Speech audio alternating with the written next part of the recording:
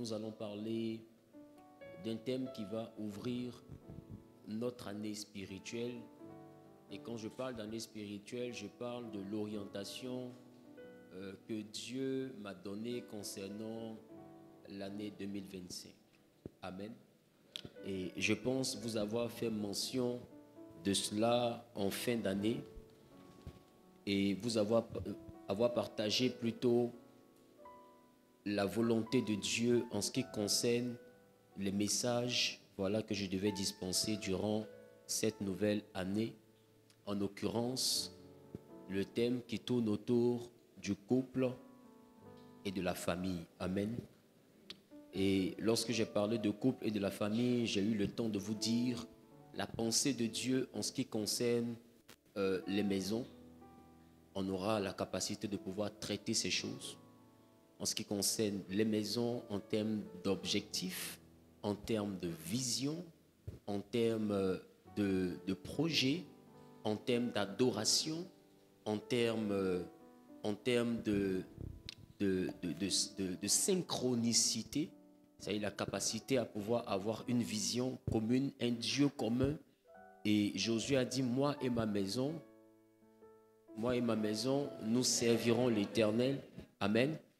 Et le Seigneur Jésus, quand il est venu, je pense qu'il a réitéré ces choses en disant, accepte le Seigneur et toi et ta maison, vous serez sauvés. Parce que logiquement, quand nous acceptons le Seigneur, notre choix doit impacter notre maison et tous ceux qui vivent dans notre maison. Lorsqu'on a regardé le livre de Actes des Apôtres, chapitre 9, il était donc question là-bas d'un dénommé Corneille. Pour ceux qui sont lecteurs de la Bible, vous la connaissez mieux que moi certainement, mais il était question d'un dénommé Corneille. Et la Bible déclare que cet homme priait, cet homme faisait des aumônes, et un jour Dieu a résolu de faire du bien à Corneille. Qui a déjà connu cette histoire? Qui connaît cette histoire?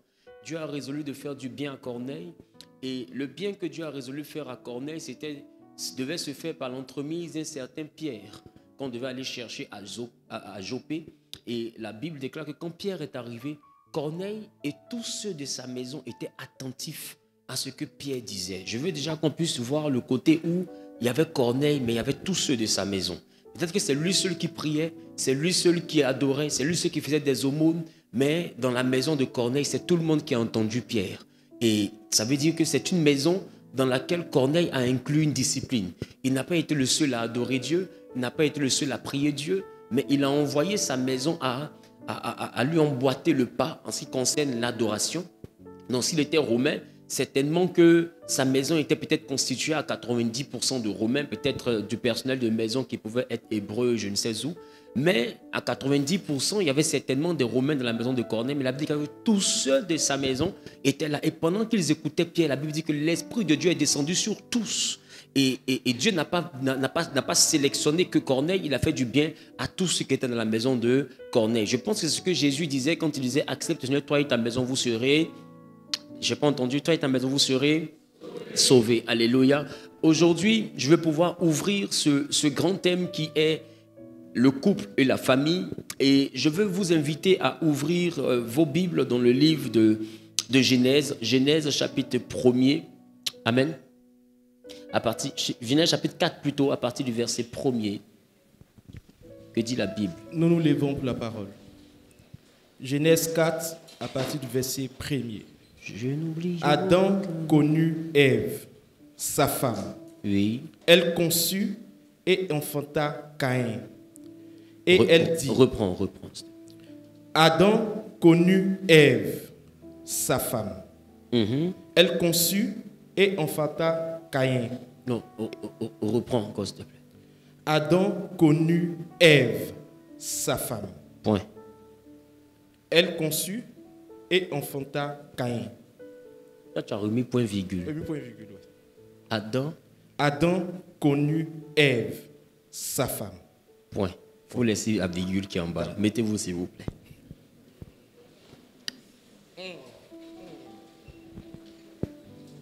Adam connut Ève, sa femme. Point. Parce que quand on met point virgule, c'est pour expliquer encore d'autres choses qui concernent cette maison. Mais je veux déjà interpeller les uns et les autres sur Adam connut Ève, virgule, sa femme. Et il était question d'une famille. Amen. Aujourd'hui, lorsque nous lisons la Bible et que nous voyons cette réalité qui est Adam connu Ève, et quand on parle de connaître Ève, je pense que j'ai eu le temps d'enseigner là-dessus en ce qui concerne la mystique de la sexualité, qui a écouté ce message, en ce qui concerne la mystique de la sexualité. Donc, lorsqu'on parle d'Adam connu Ève, bien aimé, on ne parle pas de prière. Amen. Quand on parle d'Adam connu Ève, on ne parle pas de jeûne. Quand on parle d'Adam connu Ève, on ne parle pas de... Alléluia. On ne parle pas d'intercession. Et vous allez remarquer que Adam ne venait pas à peine de connaître Ève. Adam connaissait Ève depuis Genèse chapitre 2. Ils ont vécu ensemble en Genèse chapitre 2. En Genèse chapitre 3, ils ont traversé une épreuve ensemble avec le serpent qui a interagi dans leur couple. Et le verset 1er du chapitre 4 nous dit que Adam connut Ève. Donc, ce n'est pas dit qu'ils viennent de faire connaissance non plus. Ça parle de quelque chose qui est un peu plus particulier. Alléluia. Et ne vous inquiétez pas, j'arrive. Et la Bible dit, Adam connut Ève, sa femme, point virgule, elle conçut et enfanta Caïn. Et enfanta Caïn. Amen. Vous savez, bon nombre de personnes aujourd'hui, en ce qui concerne le couple et la famille, numéro 1, les Adam ou bien les Ève, numéro 1, connaissent tout le monde, mais pas forcément leur femme.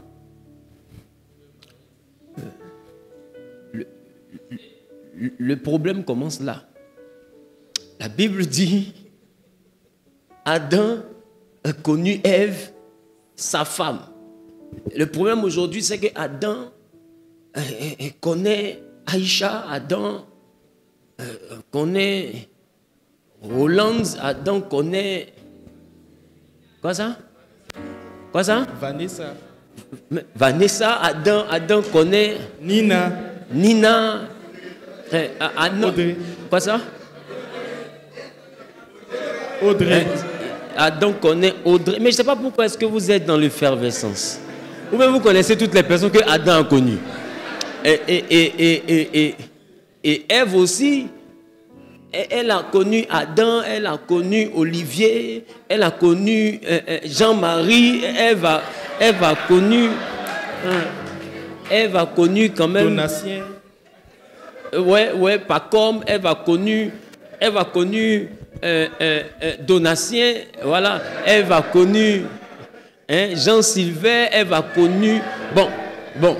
Bon, ça veut dire que aujourd'hui nous sommes autour de Adam qui a été connu et puis de Ève qui a été connue. Et je veux parler aujourd'hui de l'importance de l'intimité, sinon l'importance de la sexualité dans l'équilibre d'une maison. Amen. Vous savez, il y a des sujets qui aujourd'hui sont tabous, mais ce sont ces sujets-là qui créent le problème dans les maisons. Le truc n'est pas seulement de parler du ciel. Dieu, quand il a créé les cieux et la terre, je pense qu'il avait déjà vu le ciel, mais il a jugé bon de faire la terre. Nous ne sommes pas plus sages que Dieu. Et la terre répond à des normes. La terre répond à des critères. Et la terre répond à des principes. Et l'un des principes de la terre, c'était que l'homme ne devait pas être seul. Dieu lui a donc fait une aide semblable. Une aide semblable. Alléluia. Et la Bible dit que cette aide semblable, lorsqu'elle va rentrer dans la vie de Adam, Adam va la connaître. Ça veut dire qu'il y aura intimité. On va plus tard parler de Adam connaît Ève et elle conçut. Donc on peut être tenté de croire que l'intimité qu'il y a dans le couple est uniquement basée sur le principe de la conception, uniquement pour but de concevoir. Donc d'autres vont dire Dieu nous a mis cet organe-là simplement parce que nous devons avoir des enfants. Écoutez, Écoutez, ça ne sert pas qu'à ça. Sinon, chaque être humain aurait mis au monde une population. Amen. Ça ne sert pas qu'à ça, et je pense que l'apôtre Paul a eu la capacité de nous le dire. Allons-y rapidement dans le livre de 1 Corinthiens, le chapitre 7. 1 Corinthiens, le chapitre 7, nous lisons le verset 5.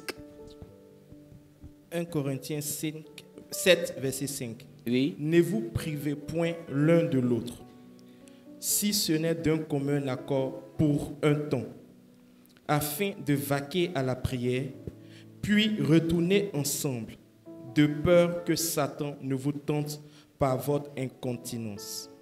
Alléluia. Amen. Donc, Paul dit au verset 5. Au verset 5 plutôt de 1 Corinthiens chapitre 7, 6 et 7, Paul dit, allons-y.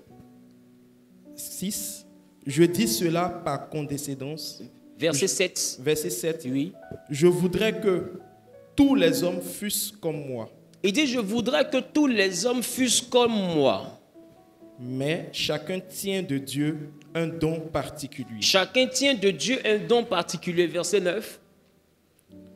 Mais s'il manque de continence, s'il manque de continence, qu'il se marie. Qu'il se marie.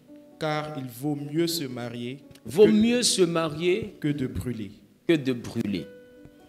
Paul dit, lui, il a reçu un don particulier.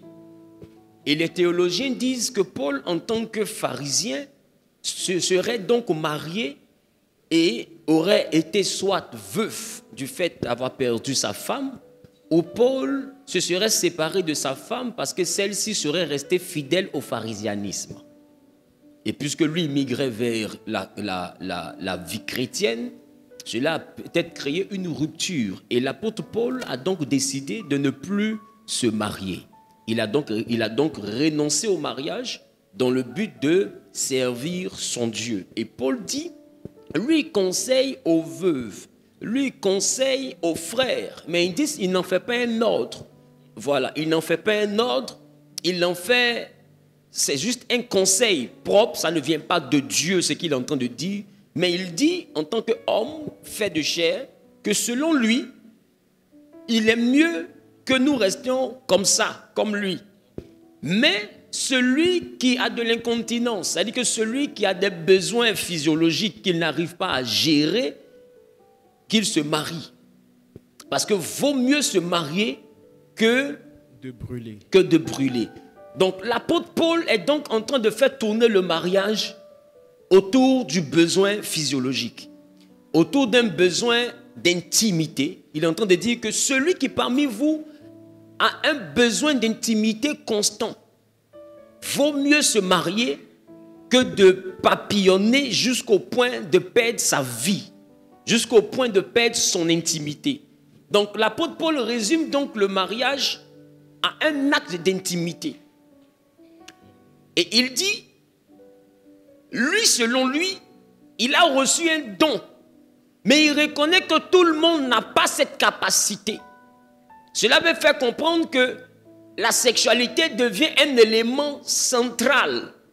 Parce que quand on prend le temps et on analyse, on peut arriver à la conclusion que dans le foyer, on peut causer avec d'autres personnes sans avoir péché. On peut faire affaire avec d'autres personnes sans avoir péché.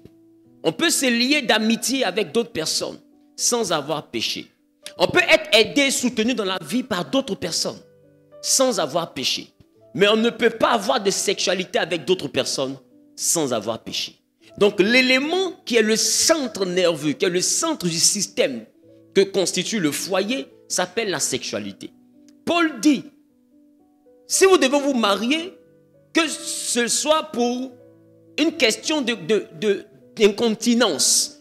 Sinon, lui, il conseille de rester seul. C'est parce que Paul est sûr que tous les autres objectifs, on peut les atteindre étant seul. Est-ce que vous comprenez ce que je dis? Tous les autres objectifs, on peut les atteindre étant seul. Il y a des choses qu'on peut réaliser étant seul. Mais la chose qu'on ne peut pas réaliser seul, être dans l'intimité. Paul a accompli sa destinée. Et quand on regarde plus tard, Paul va comme sensibiliser les gens parce qu'il va faire comprendre que celui qui se marie ne peut pas totalement servir le Seigneur à 100%. Parce que le mariage aussi devient en lui-même un autre ministère auquel il doit prendre part. Mais pour le moment, je vais me limiter d'abord à Adam connu Ève. Premier point que je veux pouvoir traiter dans Adam connu Ève, je veux déjà parler de l'avantage de la virginité.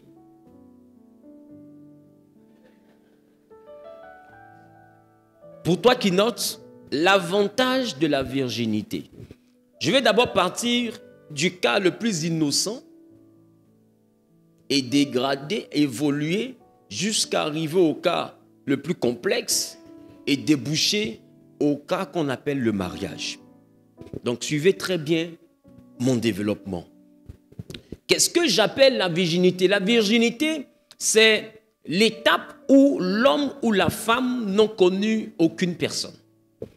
La Bible dit Adam connut Ève. Eux, ils ont fait enfant. Mais Paul dit, pour un besoin de continence, pour un besoin charnel, pour un besoin physique, il conseille que celui qui a un besoin trop prononcé se marie. Ça veut dire que le mariage, c'est pour satisfaire aussi un besoin physique. Ce n'est pas seulement pour aller faire des enfants. Mais quel besoin physique? Il parle donc d'intimité. Et nous avons pu voir au verset 5, il dit, ne vous privez point l'un de l'autre si ce n'est d'un commun accord. Donc Paul est en train de dire, si monsieur a besoin de toi, parce que là il parle de mariage, ou si madame a besoin de toi, ne vous privez pas l'un à l'autre. La Bible dit, sauf d'un commun accord pour vaquer à la prière. Amen. Donne-moi un amen. Il dit quoi? Il dit, puis retournez ensemble. Ça veut dire quoi? Il dit, vous devez, d'un commun accord, arrêter de peinchoin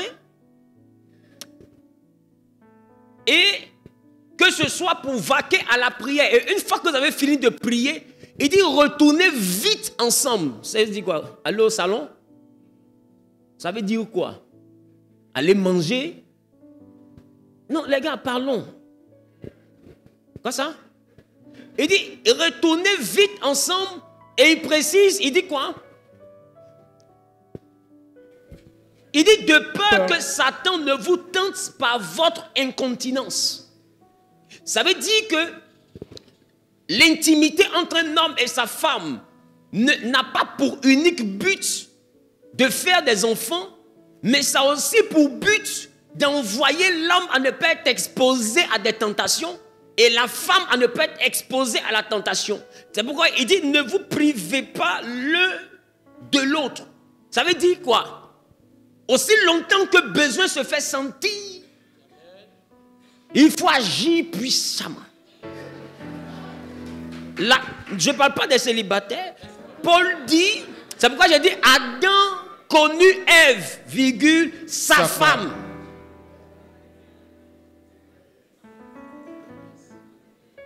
C'est pourquoi je parle de l'avantage de la virginité. Parce que la virginité, c'est la dimension que la Bible a recommandée. C'est vrai que c'est de plus en plus rare, mais ça reste le modèle biblique. La virginité, normalement, est l'élément normalement dans lequel on accède au mariage. Marie, la Bible a précisé dans le Nouveau Testament que Marie était vierge. La virginité sert à quoi? Premier point, la virginité sert à canaliser l'énergie sexuelle. Pour ceux qui ont écouté la mystique de la sexualité. La virginité sert à canaliser, sinon à garder pure, authentique, l'énergie au niveau de la sexualité. Ça, c'est le côté spirituel. Mais du point de vue physique, la virginité aide à avoir une capacité d'adaptation à Adam.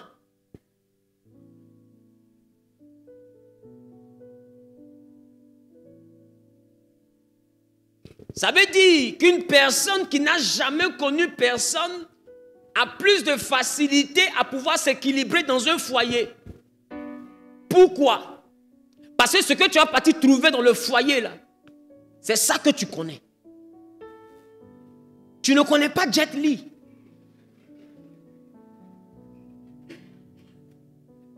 La virginité t'aide à être équilibré dans le foyer parce que la virginité t'aide à ne pas comparer ton mari ou ta femme à quelqu'un. Parce que tu n'as connu que cette personne. Tu ne connais pas Van Damme. Tu ne connais pas un athlète quelque part. Ce que tu connais là, c'est ça que tu prends. Je ne sais pas si je parle à quelqu'un. Donc, voici l'avantage numéro 1 de la virginité. Donc, tu prendras la forme. Tu prendras la taille. Tu prendras le rythme. Tu prendras tout ce que ton conjoint, ta conjointe te proposera parce que pour toi, c'est en même temps avec la personne que tu as découvert ça. Donc, vous vous limitez à ce que vous pouvez. Et ensemble, vous allez faire le pèlerinage vers la terre promise. Personne ne va découvrir Canaan avant son camarade. On partira ensemble.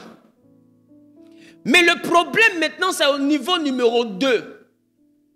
Grand 2, les dangers du célibat sans virginité.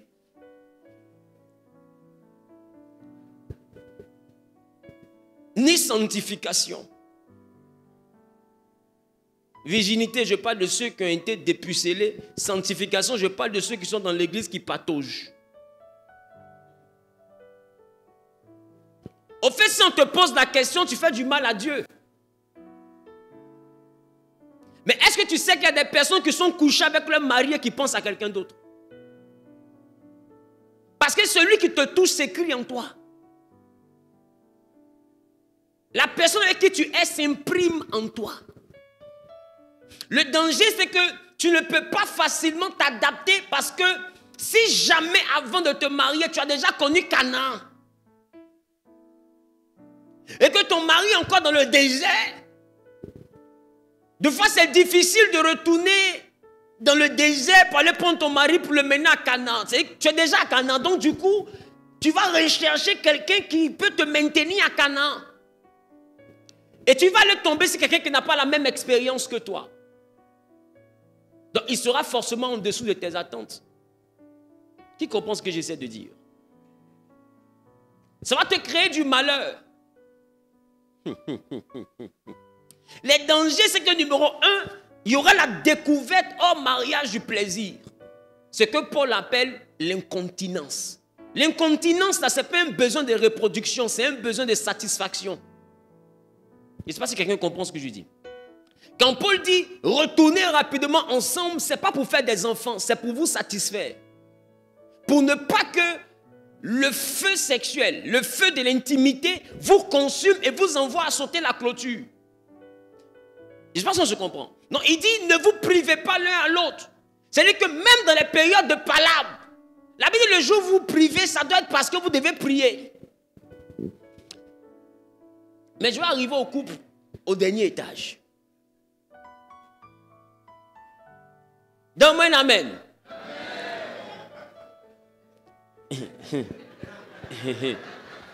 Que Dieu bénisse ton offrande. Donne-moi un amen bien. La découverte du plaisir intime hors mariage est un danger pour ton futur mariage.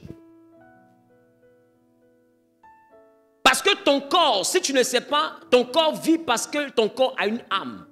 L'âme est un peu comme la boîte noire d'un avion. Quand un avion se crache, on peut savoir ce qui s'est passé dans l'avion à partir de la boîte noire. Parce que la boîte noire, c'est la mémoire de l'avion qui enregistre en son sein tout le système de l'avion, les communications, tout ce qui s'est passé dans l'avion en termes d'électricité, de mécanique, tout ce qui a eu comme problème dans l'avion est signalé et enregistré dans un élément qu'on appelle la boîte noire. Et ton âme est comme ça. Ça veut dire que si tu prends le temps de remarquer, à des moments donnés, quand tu es jeune, si tu aimes par exemple la sauce graine, tu seras souvent là à cause de ta faim À un moment donné, tu commences à sentir l'odeur de la sauce que tu aimes. À qui c'est déjà arrivé? Tu penses que cette odeur-là vient d'où? Tu demandes de qui fait sauce graine? Il n'y a pas sauce graine. Cette odeur vient d'où? Elle vient de ton âme. Ton âme réclame un plaisir. Un plaisir. Un plaisir gustatif. Un plaisir au niveau du palais que ton âme a déjà enregistré. Et il peut arriver un moment où tu as faim. On te propose à manger, mais ce que tu goûtes là coupe la faim parce que ce que tu goûtes là ne correspond pas au plaisir que ton âme réclamait. Qui a déjà eu ce sentiment-là? Donc du coup, tu as faim, mais quand tu as pris une cuillère, 2 cuillères, ça a coupé ta faim. J'ai plus l'appétit. Pourquoi? Parce que ton âme va comparer le plaisir de ce nouveau repas au plaisir qui est enregistré à l'intérieur de la boîte noire. Et naturellement, ta faim va se couper. Donc quand tu découvres la sexualité avant le mariage, attends-toi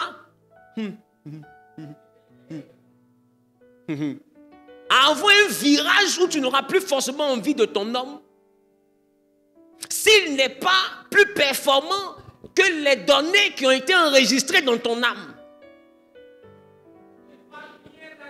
Ça veut dire que pour que ton homme te marque, si tu as croisé quelqu'un qui accomplissait les 6 jours, mais qui n'accomplissait pas le sabbat,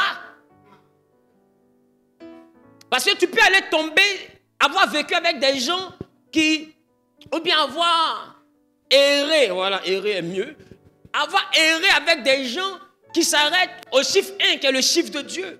Dieu est 1.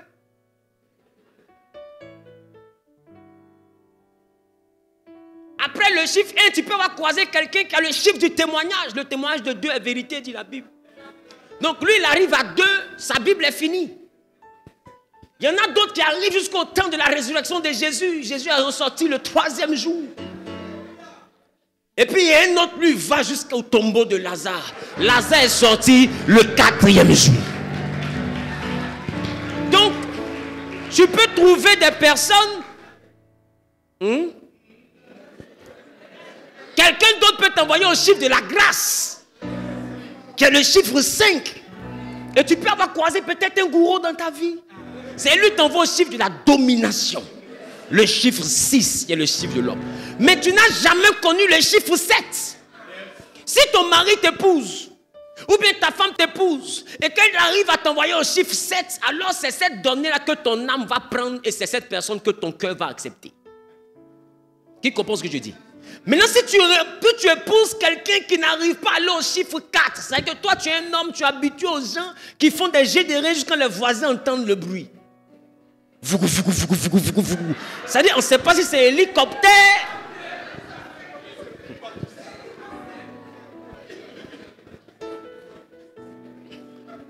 Et tu arrives avec une femme qui n'arrive même pas à tenir 3 secondes dans ce que toi, tu faisais. Et deux fois, tu lui dis, fais comme ça. Essaie. Mais elle essaie, elle est essoufflée, elle ne peut pas.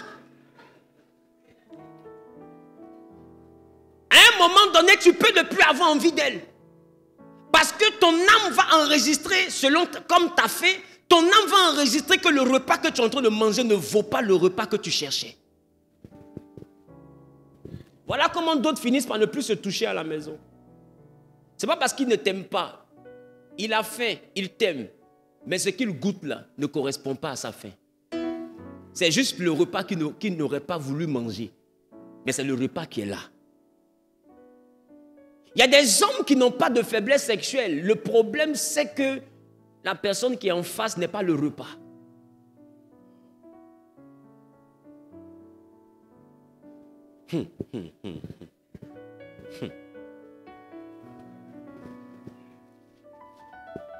Donc pour que ton homme puisse te marquer, il va falloir qu'il puisse aller au chiffre du sabbat. Parce que Dieu a travaillé pendant 6 jours. Le 7e jour, il s'est reposé. Donc il doit être capable d'arriver au chiffre 7, qui est le chiffre du repos. S'il arrive là-bas, alors c'est lui qui reste dans ton cœur. Maintenant, et si toi tu arrives au chiffre 6, ça veut dire que toi, tant que ce n'est pas arrivé à 6, toi tu n'es pas encore heureuse. Maintenant, lui, il n'arrive pas à arriver à 2. tu vois que la virginité aura un avantage. Ou la sanctification. À quoi sert la sanctification quand on a déjà perdu la virginité? La sanctification aide à réadapter l'âme. À ramener l'âme le plus proche possible de son état de virginité pour que l'âme soit capable de s'adapter à ce qu'elle va découvrir dans le futur mariage. Maintenant, toi, tu as déjà découvert le plaisir hors mariage. Et pendant que tu cherches ton mariage, en même temps tu imposes les mains, en même temps tu imposes les mains. Et maintenant, d'imposition des mains en imposition des mains, tu as fini par croiser le bâton de Moïse. Et puis, tu t'es habitué au bâton de Moïse. Oh, ils ont demandé à Jésus, c'est par Belzébul que tu chasses les démons. Et Jésus a répondu, si c'est par le doigt de Dieu que je chasse les démons, c'est que le royaume est descendu vers vous.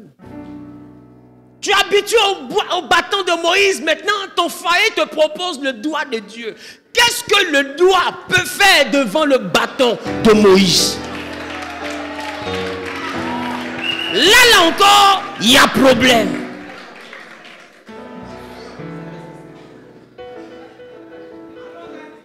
Parce que c'est la forme du bâton.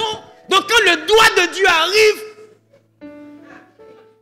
c'est ça que la Bible dit, le peuple a tourné en rond dans le désert. Pendant 40 ans.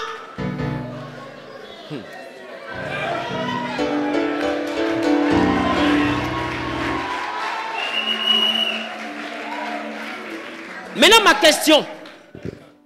Un homme qui a le doigt de Dieu qui est venu passer sur le chemin du bâton de Moïse, est-ce que tu penses qu'il aura envie de venir toujours là?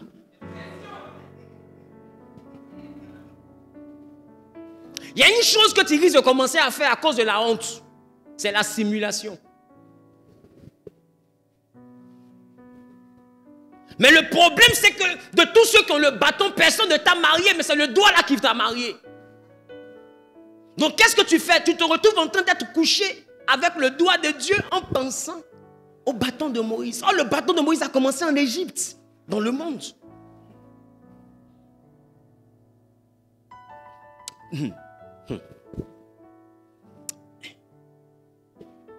Donc, il y a un désavantage à être célibataire sans virginité et sans sanctification.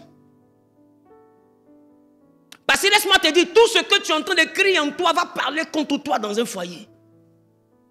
Tout. Il n'y a rien qui va te laisser.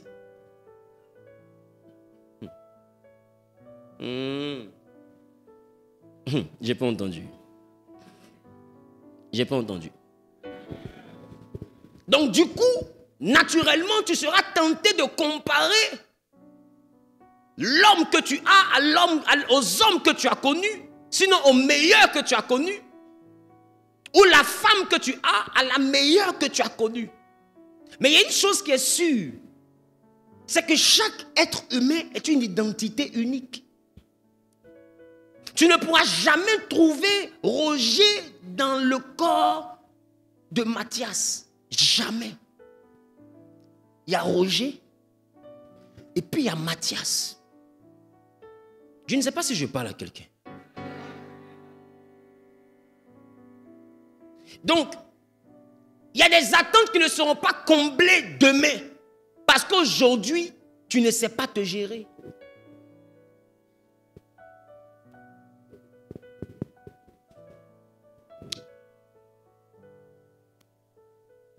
Et quand tu sais, je peux commencer à parler?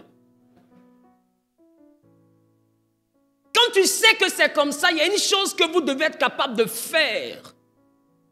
Ça veut dire que quand tu as déjà perdu ta virginité et que tu n'as pas forcément été sanctifié, ou même si tu as été sanctifié, mais tu as déjà perdu ta virginité, dès la rencontre de ton mari ou de ta femme, vous devez briser le tabou.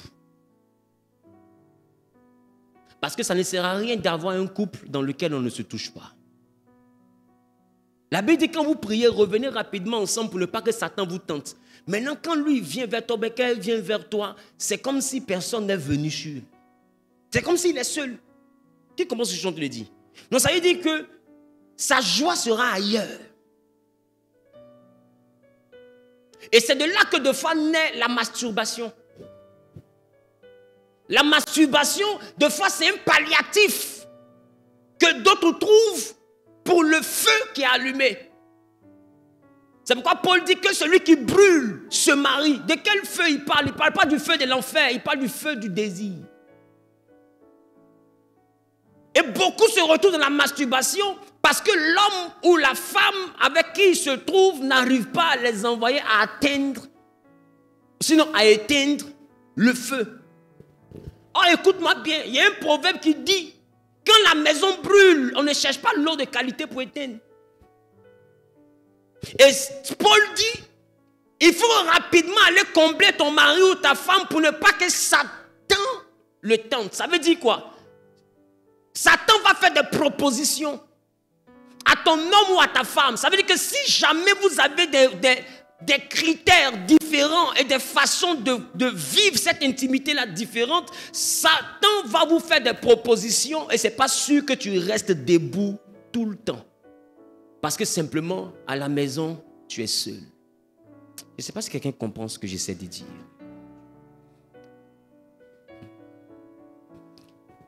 Alors, première solution, quand deux personnes qui ont déjà eu des expériences se rencontrent, vous devez briser le tabou. C'est quoi j'appelle briser le tabou? Vous devez parler. Il ne faut pas dire, non, qu'est-ce qu'il va penser de moi? Non, qu'est-ce qu'elle va penser de moi? Parce que le problème, c'est que des gens qui ont perdu la virginité, quand ils se rencontrent, ils parlent comme s'ils étaient restés vierges.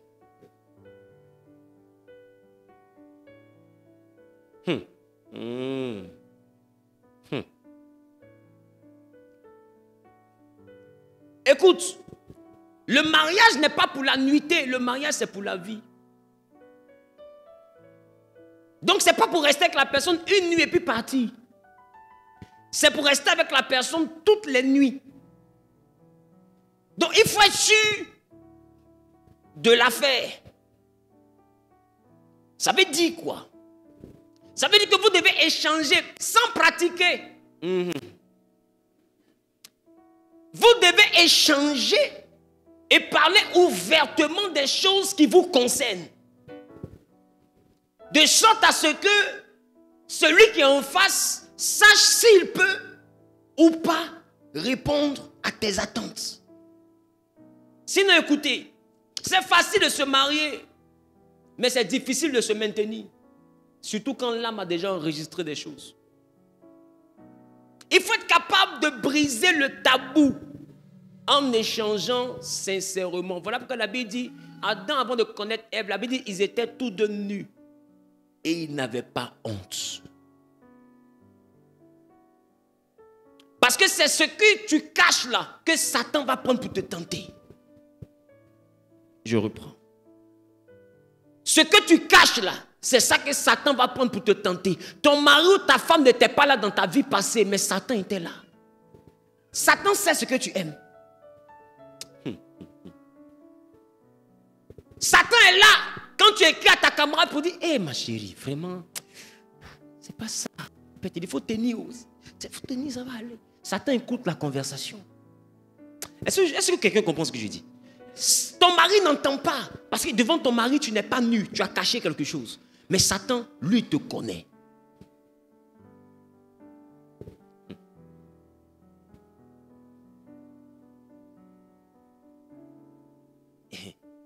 Et il peut arriver que tu ne parles pas du doigt de Dieu. Et que tu ne parles pas non plus du bâton de Moïse. Et puis, tu souffres dans ton foyer. Puis un jour, tu es en train de passer comme ça. Et puis le jardinier pissa.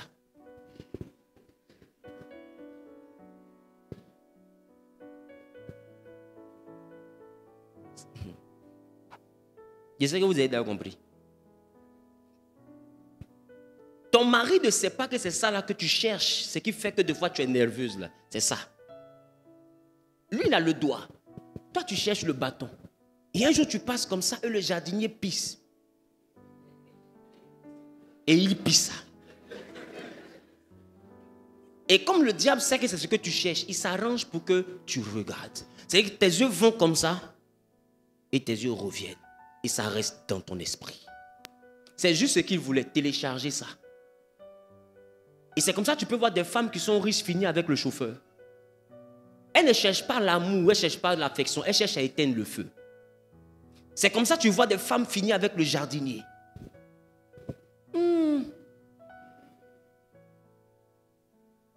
Lorsqu'on parle de feu, on ne parle plus d'argent. Sinon, des cadres ne seraient pas sortis des servantes. Est-ce que vous savez qu'il y a des servantes qui ont cassé le foyer? Parce qu'il a le doigt, il arrive.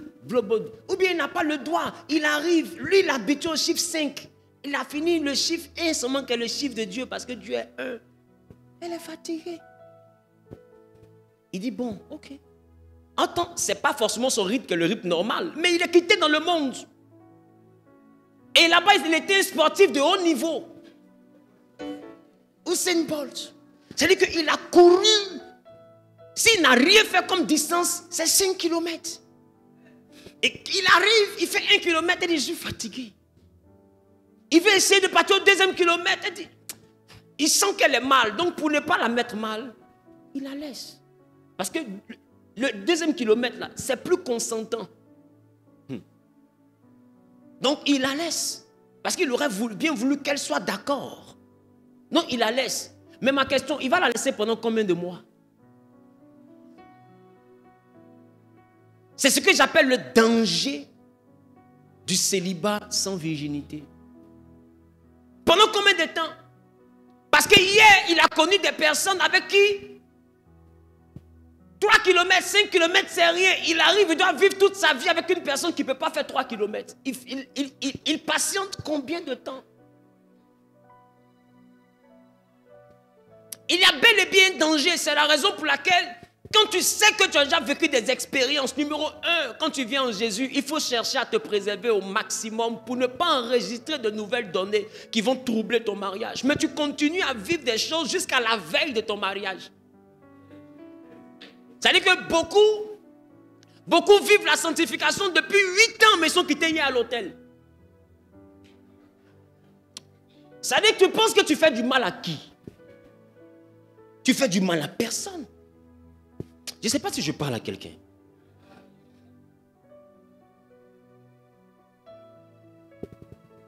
Dis à ton voisin, il faut donc trouver un palliatif.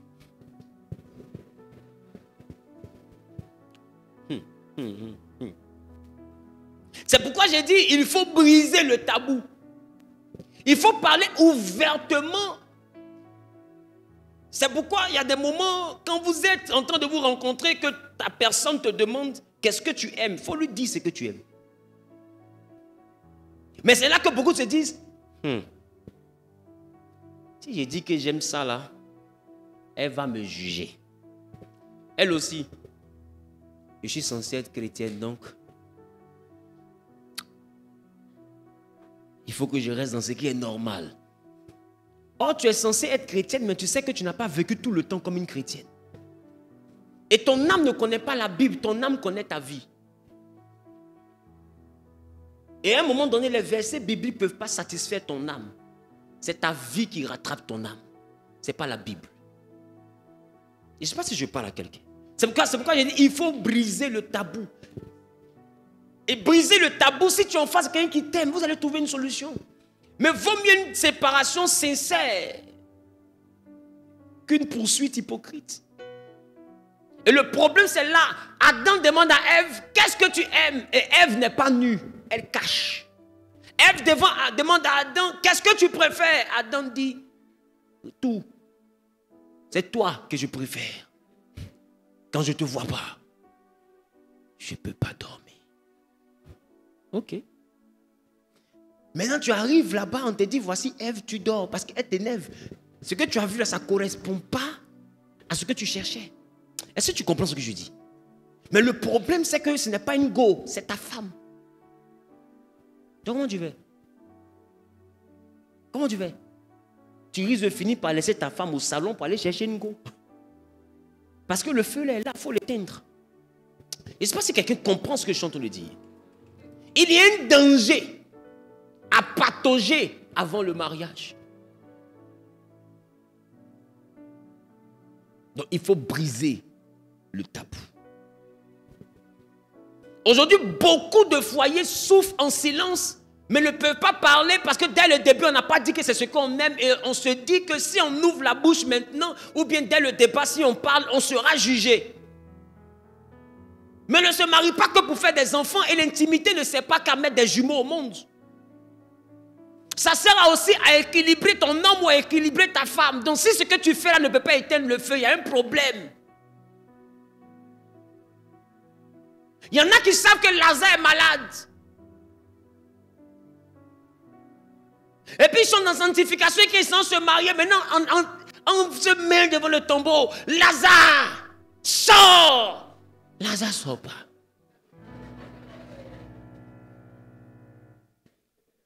Jésus est venu s'arrêter devant le tombeau. Il a crié. Sors! Lazare sort pas. Mahomet est venu se mettre à lui. Les deux ensemble ont crié. Lazare n'est pas sorti. On rentre dans le tombeau là, on tape Lazare.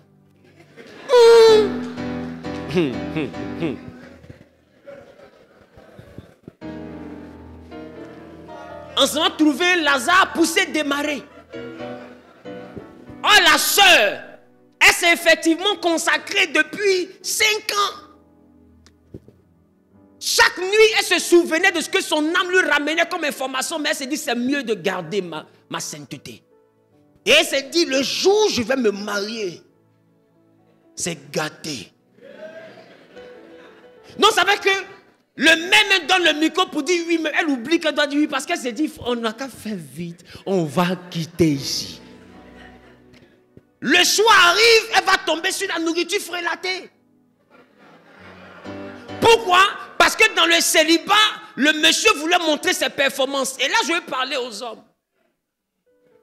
Toi, tu n'es pas encore marié, c'est toi qui bois à tôté. C'est toi qui bois Viagra. Non, il a tué la soeur là. Écoute, je ne sais pas. Tu es Pilate. Tu l'as tué comment? Mais est-ce que tu sais que ce sont les femmes qui font venir les bébés au monde? Je reprends. Je suis sûr que tu n'as pas compris. Mais il y a une femme qui a compris.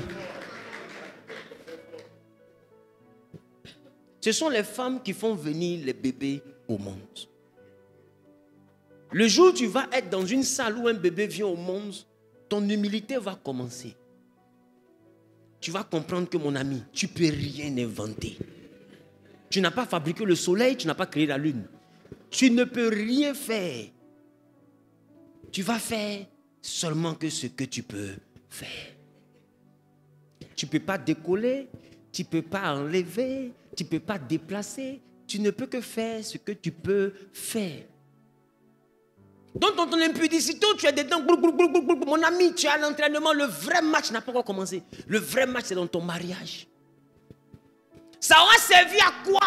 De contenter toutes les femmes du quartier et tu arrives dans ton propre mariage. Tu es devenu poussé, démarrer. Aujourd'hui, beaucoup d'hommes à 30 ans, 40 ans ont ce problème. Pourquoi? Parce que la Bible dit sanctifiez-vous, ils n'écoutent pas. Ils prennent des potions, cuidant ici, cola ici, sport. Tu les montres et faire sport, c'est pas pour rien. C'est pour augmenter son cardio. Parce qu'il a remarqué que quand il s'en va là-bas, quand il fait il est essoufflé, il dit je m'en vais. Je reviens. Il est sur vélo là. Faut dire non, lui là-bas, il est sportif. Ce à quoi il pense là, si t'as expliqué, tu vas t'énerver.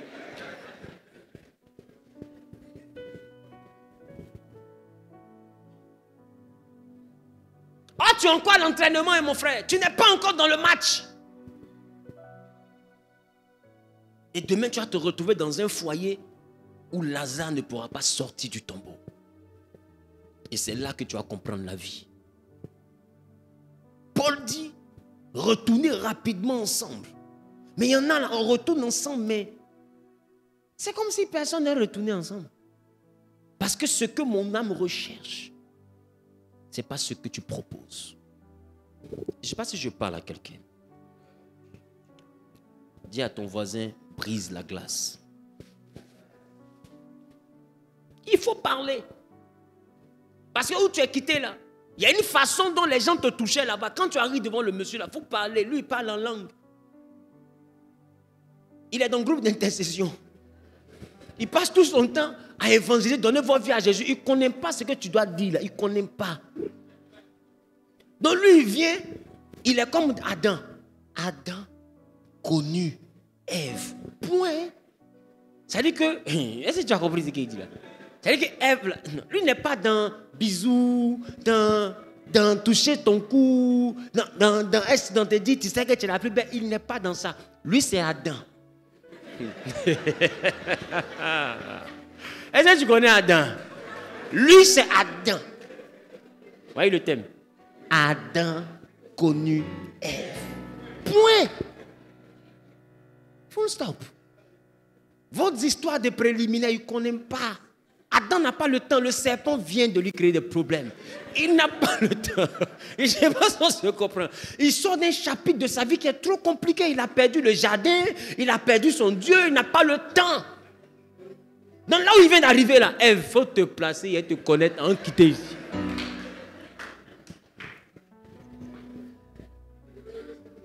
Mais c'est ça aussi. Quand tu es Adam, là, et que toi, ton travail, c'est de venir connaître Ève et puis de partir là. Quand Ève n'est pas contente, c'est fruits tu as mangé. Ah ouais. Parce que la qualité de ton repas là dépend de comment tu vas connaître Ève.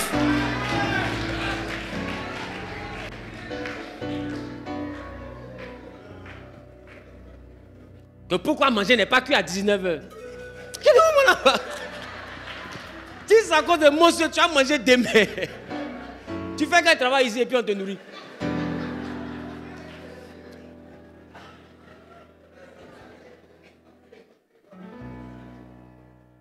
Donc il y a un danger véritable dans le fait de se promener avant de se marier. Parce que l'âme est toujours tentée de comparer les choses. Regarde un peuple qu'on vient de libérer de l'esclavage, mais leurs âmes sont encore en Égypte. Et ils disent à Moïse, là où on était en Égypte, c'était mieux par rapport à ici. Comment quelqu'un peut comparer la liberté à pastèque? C'est son âme, c'est rien d'autre. Il dit, en Égypte, on mangeait concombre. Mais tu mangeais concombre, mais tu étais esclave. C'est mieux d'être libre et puis de boire jus d'orange que de manger concombre et être esclave. Mais ils ont regretté le concombre de l'esclavage. C'est-à-dire quoi? Le concombre du péché. Quand ton âme a eu de plaisir, même dans le péché, il arrive que dans la légalité de Dieu avec Christ, là où il y a l'Esprit du Seigneur, là il y a la liberté. Il arrive que dans la liberté avec le Saint-Esprit, tu regrettes le plaisir de l'Égypte. Et c'est comme ça, beaucoup sont mariés en Jésus, mais regrettent les plaisirs de l'Égypte. Se rappellent d'un ex, ils se rappellent d'une ex, ils se rappellent d'un monsieur là-bas, ils se rappellent d'une femme là-bas. Je ne sais pas si quelqu'un comprend ce que je suis en train de dire. Le plus important n'est pas d'être libre, le plus important c'est de savoir qu'à un moment donné, ton âme va te rappeler les plaisirs de l'esclavage. C'est pourquoi il y a un danger. Il y a un véritable danger.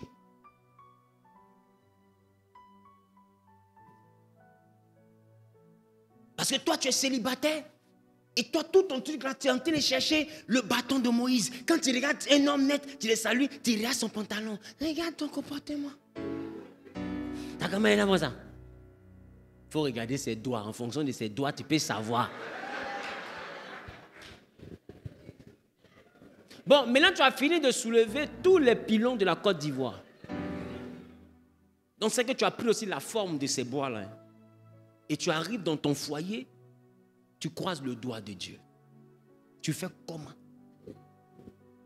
Et le doigt de Dieu aussi te croise. C'est-à-dire que la Bible dit, en Exode chapitre 14, Dieu a dit à Moïse, gardez le silence, je combattrai pour vous.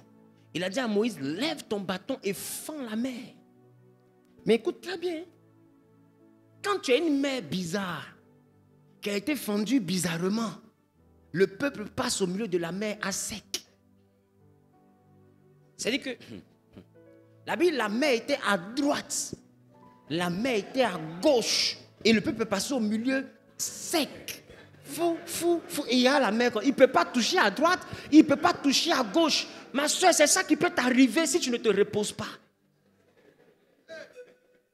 Tu n'es pas marié, tu es dans des patous, tu es dans des orgies, tu es dans des résidences, tu es dans des ceci. Ce que tes grandes soeurs ont vu, elles ont fui. Toi, tu vois, tu attrapes quelque chose qui soulève drap. Si tu n'as pas pitié de toi, il faut avoir pitié de ton mari. Parce que si le mari là n'a pas cette dimension-là, il fait comment? Soit tu veux te marier pour faire publicité de Colgate, c'est-à-dire rire devant les gens comme si vous êtes heureux, ou bien tu veux te marier pour être vraiment heureuse. Dans ce cas, il faut savoir que ton corps va contribuer à ton bonheur là-bas.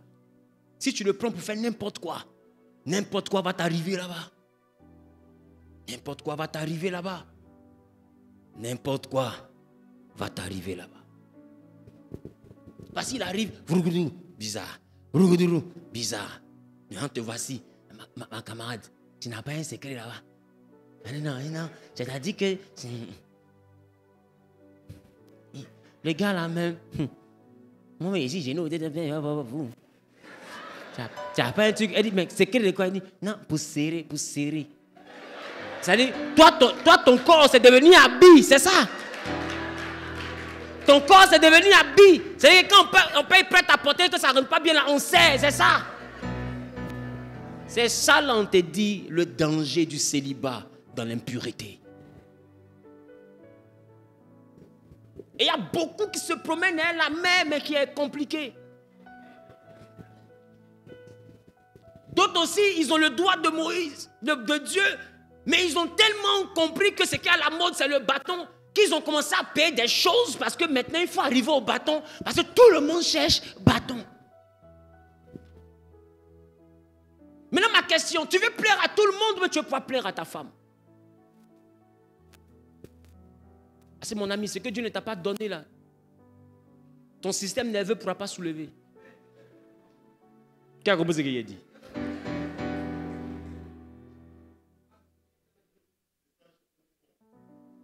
Ton système nerveux va puiser dans ses ressources pour soulever ça un mois, 2 mois, 3 mois. À un moment donné, là, le système est fatigué. Et ça ne ressuscite plus. Tu es mort. Maintenant, que sert-il à un homme de gagner le monde s'il a perdu son âme? Tout l'argent que tu es en train de faire là, c'est pourquoi?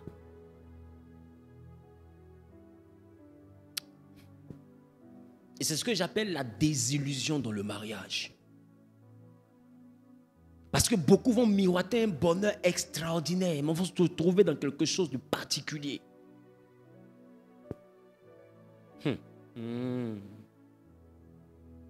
Et il y en a souvent qui ont voulu te marier, hein, dans même l'impudicité que tu fais là. Mais le problème, c'est que ce qu'ils ont trouvé là ne leur plaît pas. Ils t'ont quitté sans te dire pourquoi ils sont partis. Parce que ça ne correspond pas à ce qu'ils recherchent. Qui comprend ce que je dis? Il y a un danger. Il y a un véritable danger dans le fait de patauger. C'est ce que j'appelle le danger de quoi? Du célibat sans la virginité ni la sanctification. Et aujourd'hui, c'est une chose qui est devenue très banale dans la vie et même dans l'église, c'est la sexualité. C'est la sexualité. C'est la sexualité. Mais il y a un véritable danger. Et ce danger est rattaché à ton mariage. Et il y a beaucoup de foyers qui en souffrent. Aujourd'hui, beaucoup de foyers sont dans du dérèglement pas possible. C'est-à-dire, monsieur a sauté clôture, madame est dans le jardin, et puis, ils sont dans le foyer comme ça. Ils sont dans le foyer comme ça. Et les Balthazar vivent. Parce que les foyers vont mal. Ça fait qu'il y a des filles qui disent, il est marié, tu vois pas qu'il est marié. Et puis quoi? Ça ne signifie plus rien. Ça fait plus peur à quelqu'un. Parce que les gens ont compris que les foyers vont mal. Mais quand les foyers vont mal, est-ce que vous savez que la majeure partie des problèmes Quand on n'arrive pas à définir c'est quoi le problème, là, c'est ça le problème. Un coup comme ça, tu l'énerves. C'est ça le problème. C'est pas autre chose.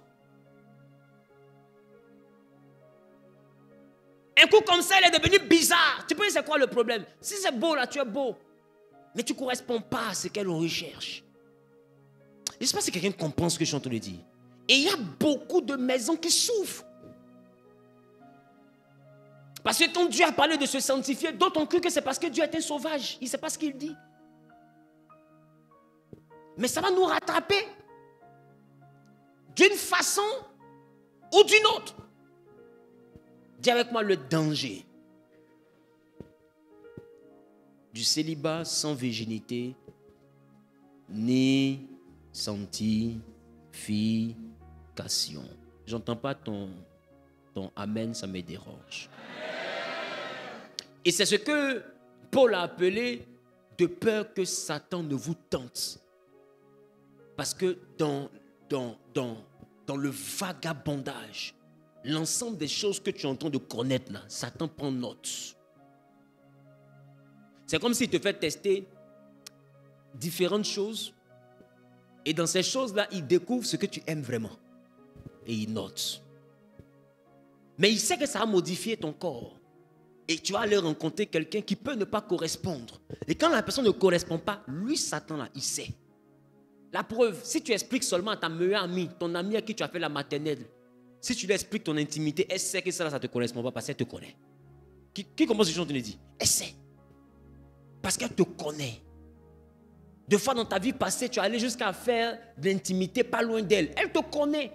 Tu es sa CP. Si elle te connaît, c'est Satan qui ne te connaît pas. Laissez-moi tousser. Et quand il voit que ce que tu manges ne correspond pas à ce que tu aimes, il va te proposer ce que tu aimes. Et ce n'est pas facile de résister à ce que tu aimes. Ce que tu aimes, là où se trouve ton cœur, c'est là-bas que se trouve ton trésor. Et ça fait que fuir l'adultère devient de plus en plus difficile parce que beaucoup sont mariés, mais ils aspirent qu'à l'adultère. Ton aspiration, c'est l'adultère, ce n'est pas autre chose. Parce que la personne à qui tu es là ne peut pas combler, ne peut pas éteindre le feu qui te consume. Donc tu vis avec quelqu'un qui n'est pas la solution à ton problème. Ça veut dire quoi? Maintenant on te dit la solution, il faut lutter pour ne pas tomber dedans. Tu fais comment? Ça veut dire quoi? Vis dans un problème. Donc quand c'est comme ça, brisez la glace. Asseyez-vous et parlez. C'est pourquoi je dis quand vous êtes deux, que vous avez déjà des expériences, parlez. Parce que c'est ceux qui sont vierges là qui ne se parlent pas dans la Bible qui vont se marier parce qu'on est sûr que ce que tu vas voir là, c'est ça. Mais quand tu as de l'expérience, il faut parler.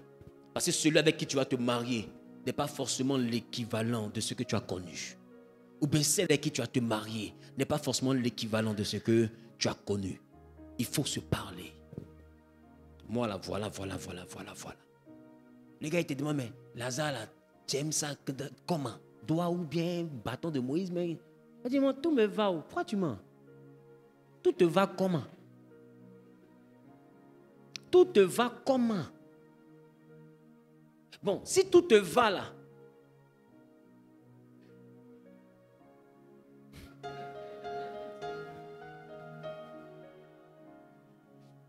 si tout te va là, c'est qu'il y a dans ton placard là, pourquoi ça a cette forme là?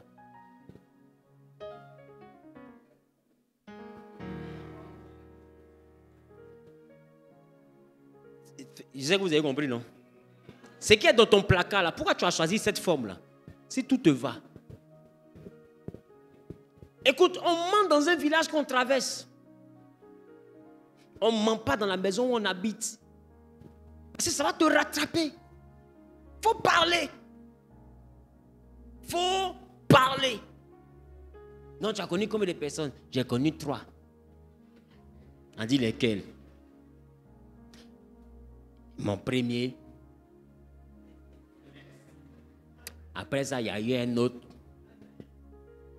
Et puis après un autre là, il y a eu celui qui vient de laisser là. Et puis maintenant après, c'est toi. Mon ami, tu sais faire multiplication? Et si tu me réponds oui, il faut multiplier par 10. Peut-être que tu as tombé sur le chiffre. Et je ne pense pas que quelque chose qui commence par un mensonge va continuer dans la vérité. Ils étaient nus. Ils n'en avaient pas honte. Aujourd'hui, beaucoup de maisons ont des problèmes. Parce que le vrai problème, c'est l'intimité. Ce n'est même pas la conversion de la femme, ce n'est même pas la conversion du monsieur, c'est l'intimité. Et l'intimité, là, remet en cause les conversions parce que ça envoie la femme à se comporter comme une inconvertie et le monsieur à se comporter comme un inconverti. C'est-à-dire qu'il est à l'église, mais le feu là, Paul dit, vous êtes deux chrétiens, mais si vous ne retournez pas vite ensemble, Satan va vous tenter. Ça veut dire quoi? Vous risquez de tomber même étant chrétien. C'est-à-dire que quelqu'un qui est chrétien, dont le feu n'est pas correctement éteint, peut vivre comme un païen. Je ne sais pas si vous comprenez ce que j'entends dire. La seule chose qui peut réparer ça, ce n'est pas le Saint-Esprit. Paul n'a pas dit prier pour avoir le Saint-Esprit, il dit retournez vite ensemble. Ne pense pas que le Saint-Esprit peut effacer le désir sexuel.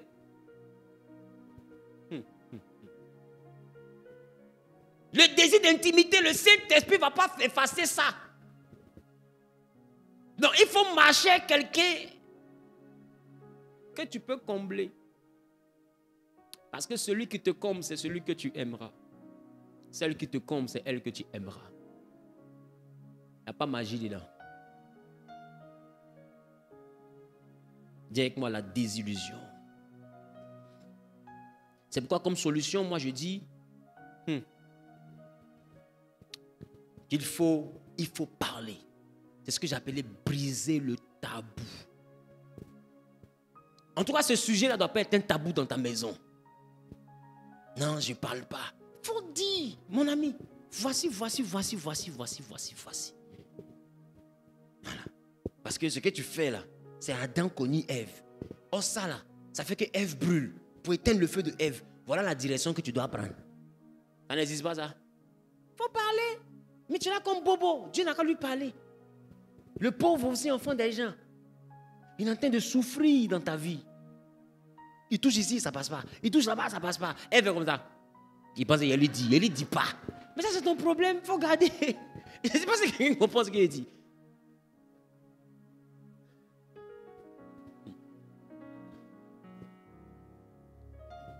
Dis à ton voisin, il faut parler. Dis à ta voisine, il faut parler. Ce n'est pas tout Dieu va nous révéler. Amen. Amen. Amen. C'est pourquoi j'ai mis ça en 3 points quand 2 personnes qui ont déjà eu des expériences se rencontrent. Numéro 1, briser le tabou. Numéro 2, échanger sur votre intimité. Amen. Et vos attentes en ce qui concerne votre conjoint. Il faut échanger. Numéro 3, il faut être ouvert à des compromis. Il faut échanger. Tu peux être quitté d'un endroit où on te faisait des choses compliquées et ces choses compliquées ont fini par créer en toi une forme de plaisir, mais c'est du vice. Dieu ne marche pas avec ça. Si lui dit fais pas ça, trouver un compromis. Parce que quand on parle du lit conjugal, que le lit conjugal soit exempt de toute souillure, ça ne parle pas seulement d'adultère ou bien de ramener quelqu'un dans le lit. Ça parle souvent aussi de faire des choses dans le lit que Dieu n'autorise pas.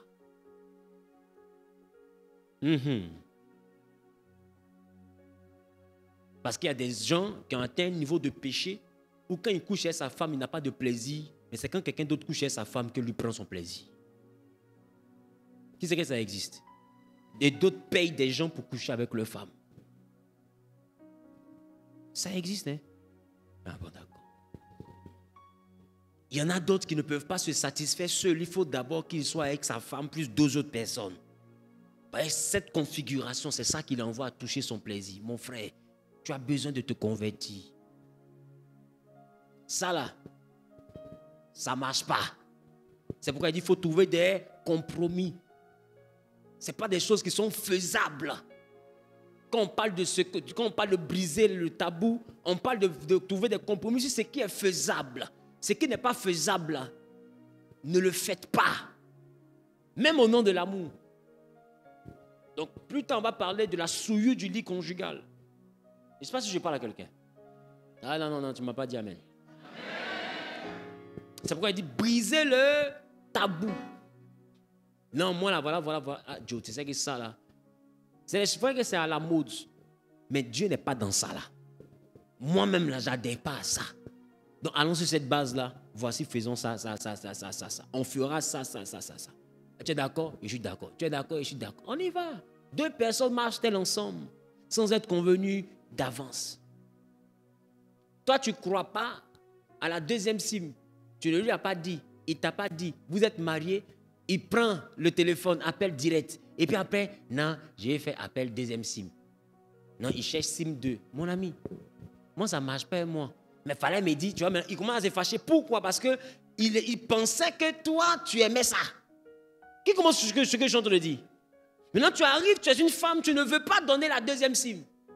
Lui, dans le monde là-bas, lui, il mange deuxième sim. Sa femme ne lui donne pas deuxième sim. Ce n'est pas un problème qu'elle a. Briser le tabou. Maintenant, ce qu'il va t'expliquer là, c'est juste ça vous marchez. Si vous rentrez dans le foyer qui dit non, deuxième sim, mon ami, on ne s'est pas dit ça. Hein? Je t'ai dit, il faut tout dire.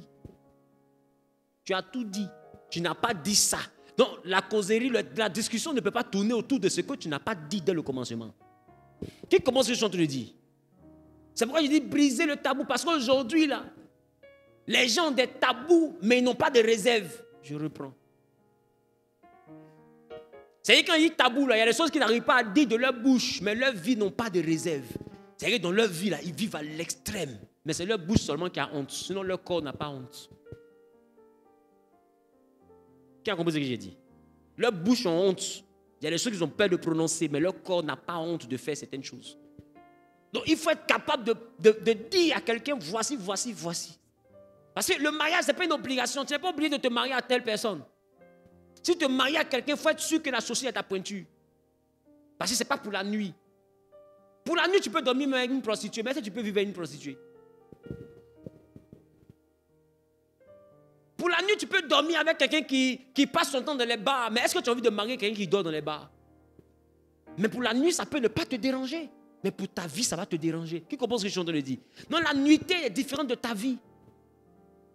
Quand vous avez des expériences bizarres avant, il faut en parler dès le début. Il ne faut pas faire comme si vous devez quitter au ciel. Sinon, ça va vous rattraper sur la terre. Vous allez vous rappeler que vous êtes des terriens. Je parle à quelqu'un? Donc, 3e point, il faut trouver des compromis. Il faut parler comme 2 adultes. Il ne faut pas avoir honte de dire des choses qui ne te font pas honte en réalité. Je ne sais pas si je parle à quelqu'un. Ne cherche pas à avoir une belle image.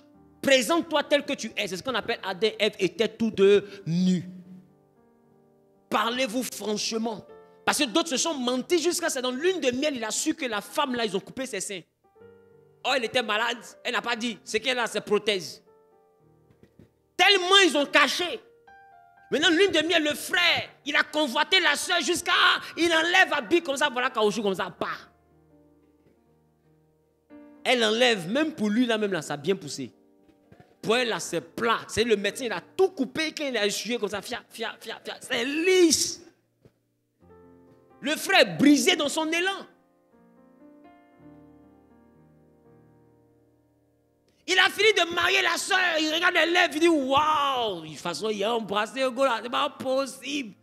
Il dort, il se réveille, il arrive dans la douche, il voit d'un verre.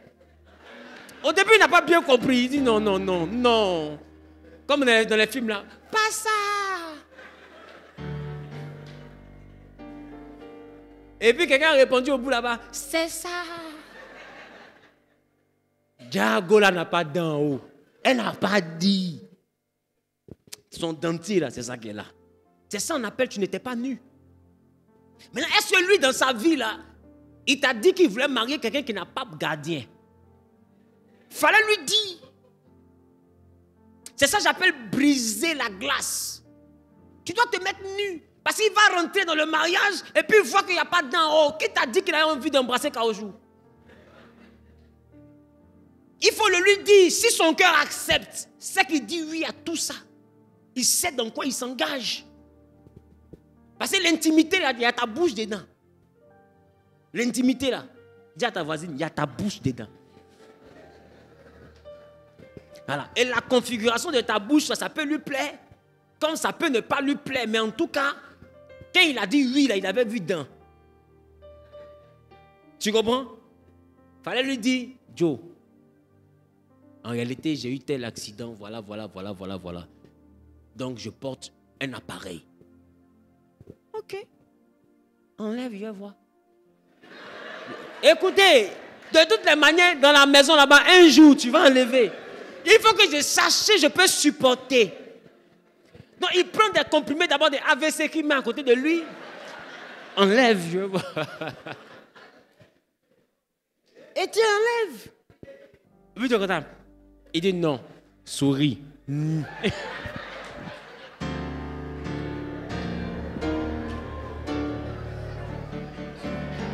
Il regarde. Si ça peut aller, il sait. Si ça peut pas aller, il sait. C'est ce qu'on appelle, ils étaient tous deux nus. Mais il y en a qui ont caché que Lazare est malade. Elle ne sait pas que Lazare est malade. Elle pense que tu es un être humain vivant. Et que ton Dieu est vivant. Oh, Dieu est mort dans ta vie. Tu es incapable de la soumettre. Mais c'est aussi ça la soumission. Mon ami, une femme que tu ne peux pas soumettre ne va pas se soumettre. Jamais. Parce que quand il va s'agir de te perdre là, elle s'en fout, elle ne sait pas ce qu'elle a perdu en fait. Qui comprend ce que je viens de dire? Parce qu'en réalité, quand elle calcule tout là, elle n'a rien perdu. Va.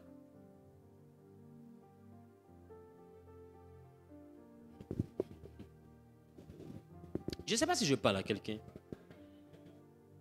C'est pourquoi je dis, vous devez vous parler. C'est de même que tu as eu une opération où on t'a retiré des tombes. Tu ne dis pas à quelqu'un, tu t'en le marié.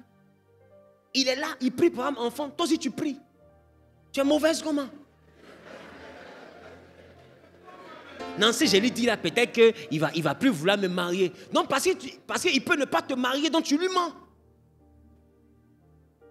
La Bible, ils étaient tous deux nus. La nudité, ce n'est pas le fait de se déshabiller, c'est le fait de se dévoiler. Parce que celui que tu vas marier, là, si tu ne lui as pas dit dès le début que ton papa est menuisier, s'il te marie forcé, il va savoir. Ça veut dire quoi, ta vie, là, il faut présenter ça à la personne avec qui tu veux faire ta vie. S'il t'aime, là, il va te prendre. Rahab, là, elle était prostituée. C'est écrit dans la Bible. Rahab, la prostituée. Mais l'ancêtre de Jésus, qui était un homme élevé, l'a mariée. Vrai ou faux? Elle est devenue l'arrière-grand-mère de David, qui était roi. On précise, elle était prostituée. Mais quelqu'un connaissant son histoire, savait où on l'avait pris, savait qu'on l'avait récupéré à Jéricho. Tout le monde savait ça en Israël. Mais la prostituée, il y a quelqu'un qui l'a mariée. Quand quelqu'un te veut, là, il te prend. Quand quelqu'un ne te veut pas, même quand tu marches dans l'eau, il dit que tu soulèves la poussière. Si quelqu'un ne te veut pas, il ne te veut pas. Il n'y a pas de magie dans ça. Soit Miss Monde, il va dire que tu es trop mince. Soit Poutou, il va dire que tu es trop grosse. Soit jeune, il va dire que tu es trop petite. Soit vieille, tu as trop vieilli. Parce qu'en réalité, il ne te veut pas. Il faut qu'il trouve un prétexte pour se débarrasser de toi. Je ne sais pas si je parle à quelqu'un. Donc celui avec qui tu vas vivre là, ou bien celle avec qui tu vas vivre là, ce que tu es là, c'est ce qu'elle recherche. Parce que le mariage là, c'est la réponse à notre recherche. Ce que je recherche. Quand Salomon vous dit, j'ai eu 1000 femmes, mais je n'ai pas trouvé une femme parmi les 1000, ça fait peur. Et il dit, celui qui trouve une femme a trouvé le bonheur. Il dit une seule. Oh, il y a 1000. Va comprendre. Va comprendre. Ne plaisantons pas avec l'intimité. Alléluia. Je n'ai pas entendu. Si ça servait seulement qu'à faire des enfants, Dieu n'aurait pas mis autant de plaisir là-bas. Parce qu'il n'y a aucun plaisir à mettre un enfant au monde. Qui comprend ce que je dis? Ça veut dire que cet appareil-là, il n'est pas fait que pour mettre au monde. dans la mystique de la sexualité, on accomplit un peu tous les transferts qui peuvent se faire par cet organe. Et laissez-moi vous dire, votre épanouissement sexuel aussi dégage une autre dimension. Votre épanouissement intime dégage une autre dimension de manifestation.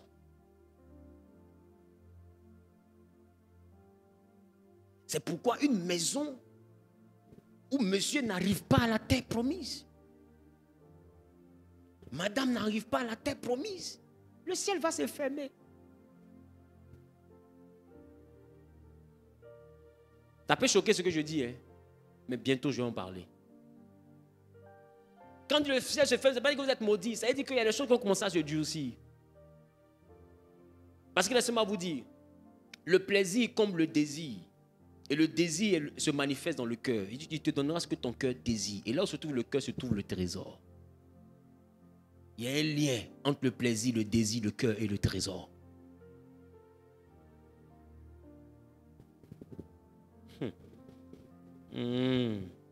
Quand il y a plaisir, il y a désir. Quand il y a désir, il y a cœur. Là où il y a cœur, il y a trésor.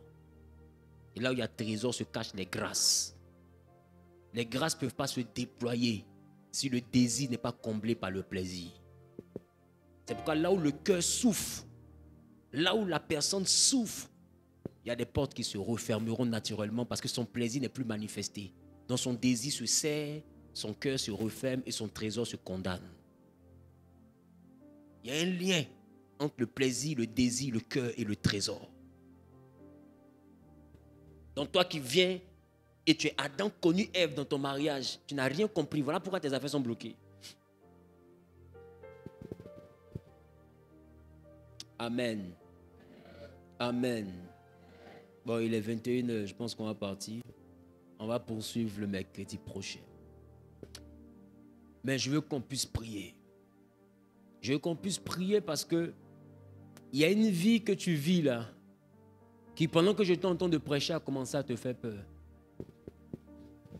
Parce que, écoute, ça ne va pas contribuer à ton équilibre le jour où tu vas te marier.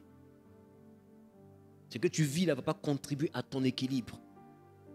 Et puis laisse-moi te dire, si tu t'habitues à la masturbation dans ton célibat, ton homme ne pourra pas te combler. Parce qu'il va faire tout ce qu'il a envie de faire. Quand il va finir, tu vas chercher à te masturber. Je ne sais pas si quelqu'un comprend ce que je suis en train de dire. Parce que ton corps va enregistrer le haut niveau du plaisir. Et si tu n'arrives pas à te combler d'une autre chose que de la masturbation, quand ton homme va finir, là, tu vas donner l'impression que tu as comblé. Quand il va aller au travail, tu vas te masturber. Pourquoi? Parce que c'est là-bas que se trouve ton plaisir. Et Satan va te tenir par ça. Et des esprits vont rentrer dans ta vie à cause de cela. Et ça, je veux parler aux femmes et aux hommes qui ont tous les moyens possibles de masturbation dans leur maison. Tu es en train de jouer avec tes grâces. Tu es en train d'inviter des esprits dans ton intimité et dans ton trésor. Tu es en train d'inviter le déséquilibre dans ton futur mariage. Parce que le niveau de plaisir que tu vas avoir avec ta masturbation, parce que toi tu connais ton corps, ce n'est pas sûr que ton mari ou ta femme t'envoie à ce niveau-là. Parce que lui ne connaît pas ton corps. Et tu ne vas pas lui dire aussi comment ton corps fonctionne, donc il va se retrouver à faire ce qu'il peut et ça ne va jamais correspondre à ce que tu veux. Et tu seras frustré. Tu vas te remasturber jusqu'à finir par tromper ton mari ou tromper ta femme. Et je ne pense pas que ce soit pour ça que tu veux te marier. Peut-être que tu n'y voyais pas de danger, mais il y a un réel danger dans ce que tu es en train de faire. On va se tenir debout, nous allons prier.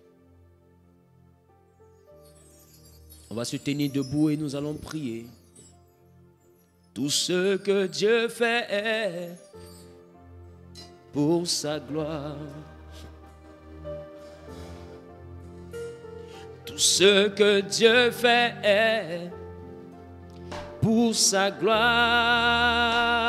La vie qu'il m'a donnée pour sa gloire. Je ne me glorifierai qu'en Jésus, oh, car la vie qu'il m'a donnée, c'est pour sa gloire. Hier dans les ténèbres, aujourd'hui dans son admirable lumière. Hier égaré, aujourd'hui sur le chemin. Hier mort quoique vivant, aujourd'hui sa vision coule en moi. Jésus, oh, oh, je ne me glorifierai qu'en toi. Jésus, oh, oh, désormais je ferai tout pour ta gloire, tout pour ta gloire, tout pour ta gloire, tout pour ta gloire, tout pour ta gloire, ma vie pour ta gloire. Mais bien pour ta gloire, ma famille pour ta gloire. Oh Jésus, oh, mon ministère pour ta gloire. Jésus, oh, Jésus, oh, oh, oh, oh, oh, oh, Jésus, oh, Jésus, oh.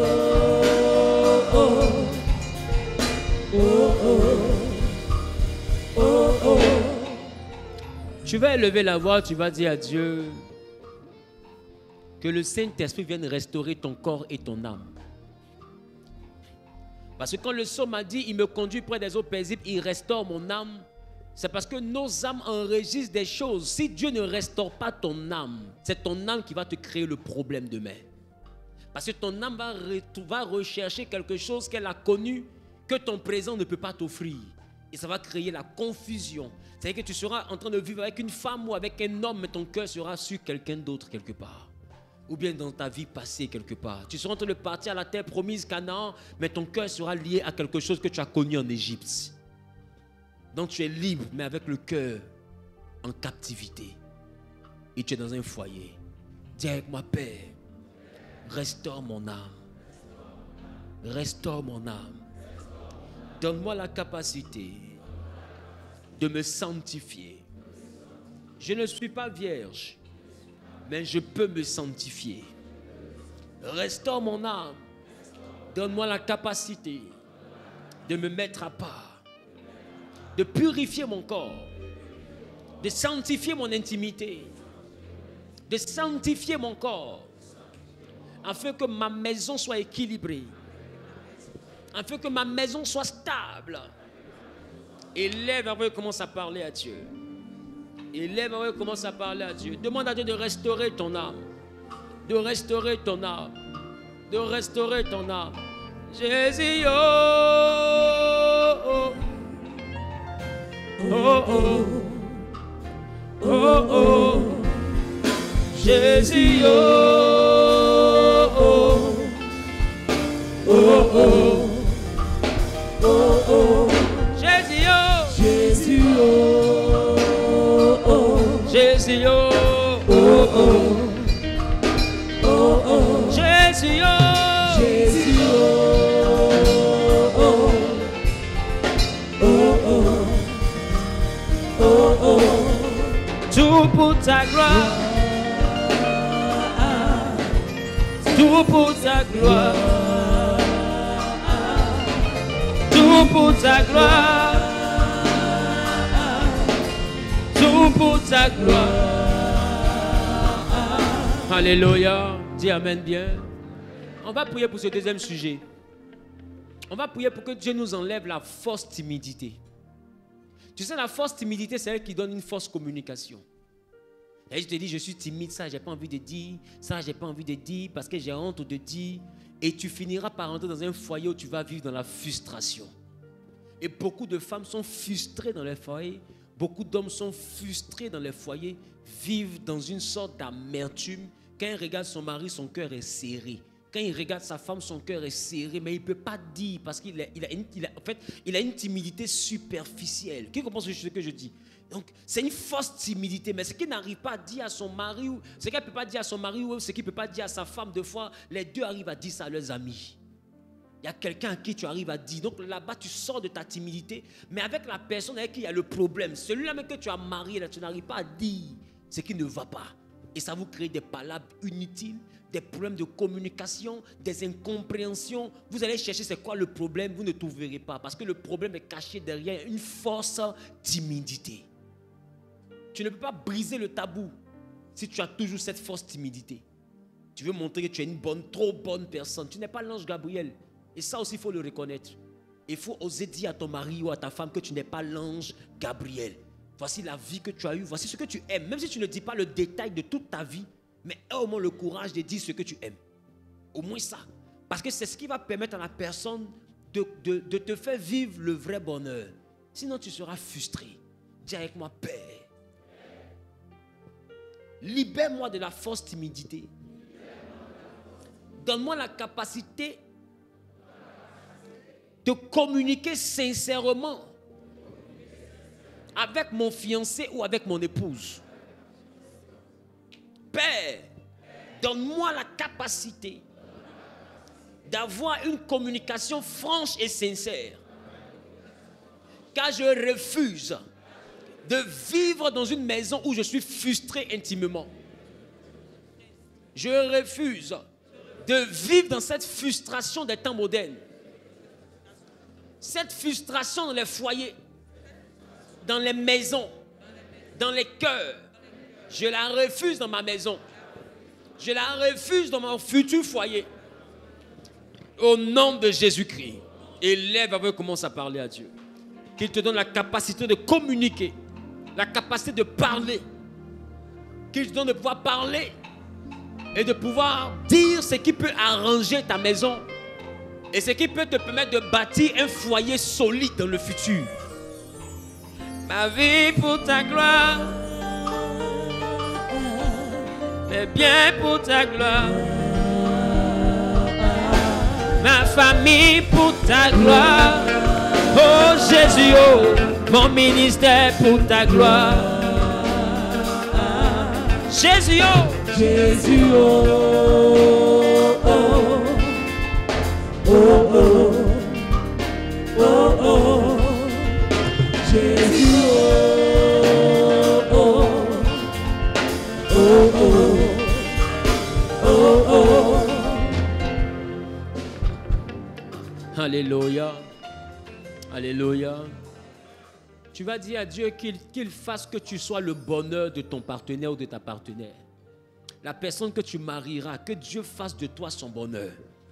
Ou la personne que tu vas marier, que Dieu fasse de toi son bonheur. C'est-à-dire que cette personne se retrouve comblée par ta personne. Que cette personne se retrouve satisfaite par ta personne. Que son cœur ne cherche aucune autre personne que toi. Que tu sois la réponse à ses recherches. La réponse à ses prières. Et lève la voix et commence à parler à Dieu. Ça ne sert à rien de marier une personne pour qui tu n'es pas la réponse à sa prière. Et lève la voix et parle à Dieu. J'ai recours à toi, Seigneur. Je veux crier à toi pour ta fidélité. Tu as reconnu ma détresse. Parle à Dieu, parle à Dieu. Parle à Dieu, parle à Dieu, parle à Dieu, parle à Dieu, parle à Dieu.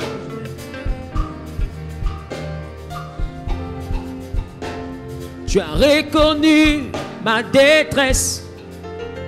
Tu m'as remis sur pied. Et tu m'as montré la liberté. Je ne finirai point de te glorifier. Dans ton palais, je proclamerai Yahweh, tout pour ta gloire.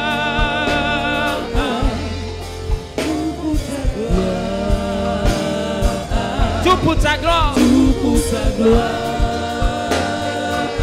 Tout pour ta gloire. Tout pour ta gloire. ma vie pour sa gloire, mais bien pour sa gloire.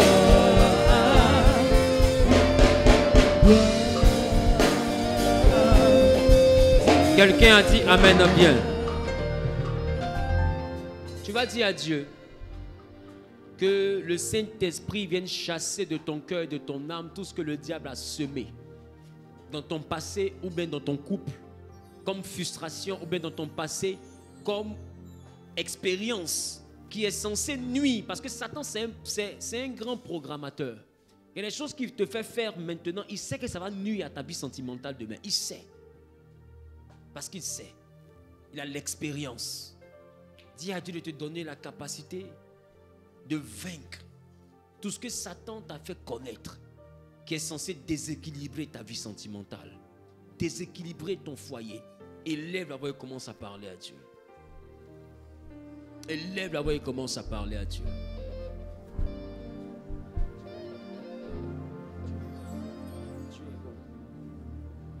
Dieu est bon, alléluia.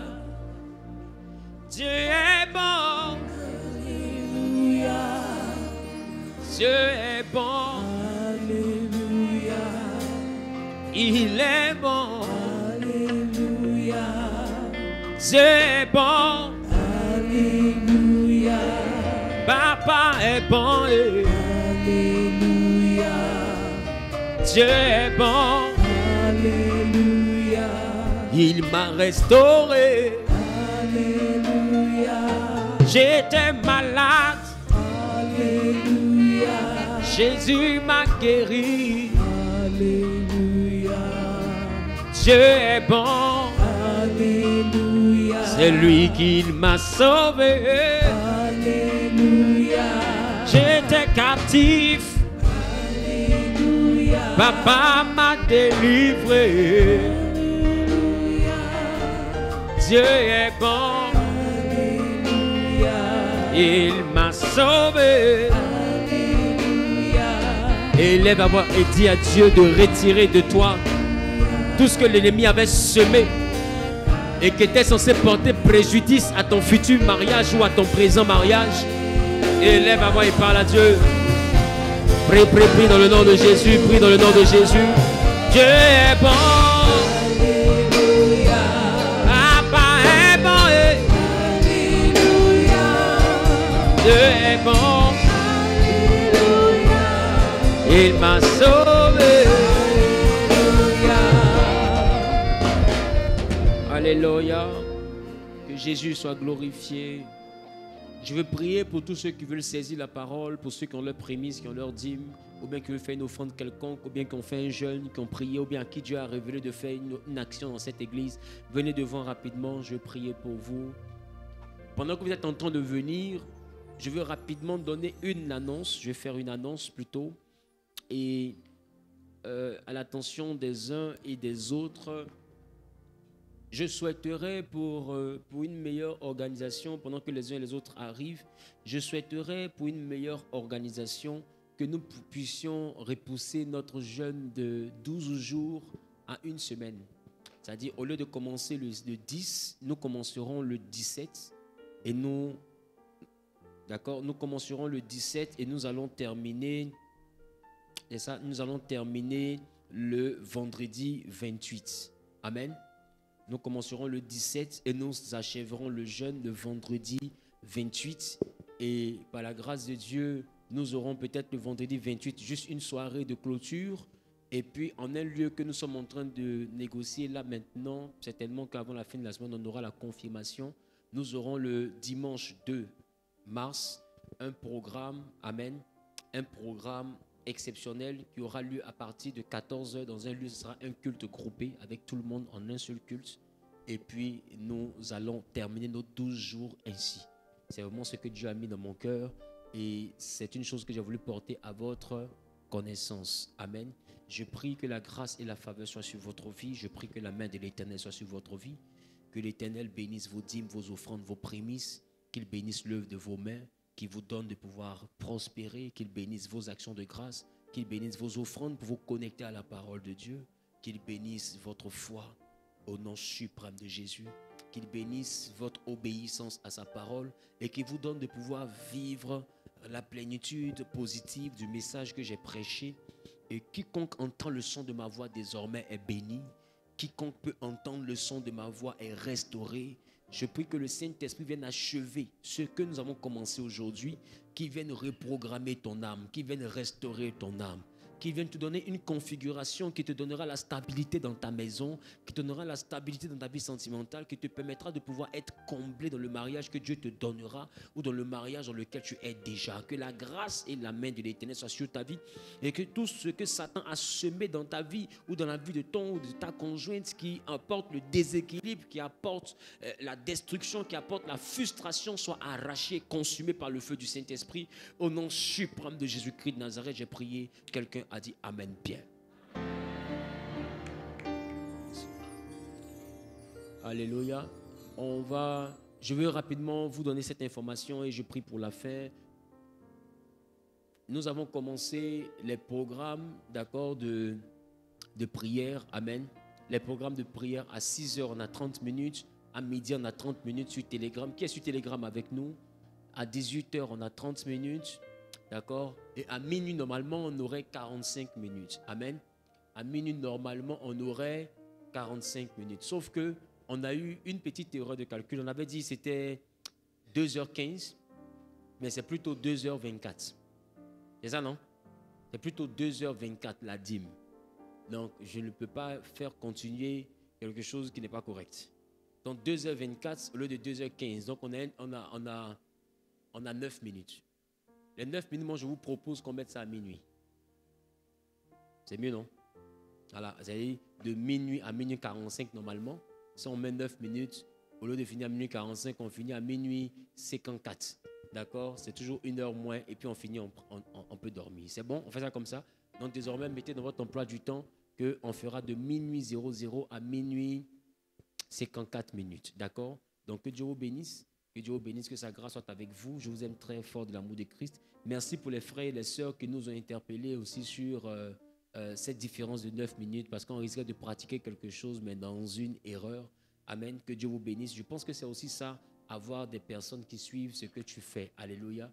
Merci de m'aimer. Merci de me porter dans votre cœur. Sachez que c'est réciproque. Merci de me soutenir aussi dans vos prières. Amen. J'en ai grandement besoin.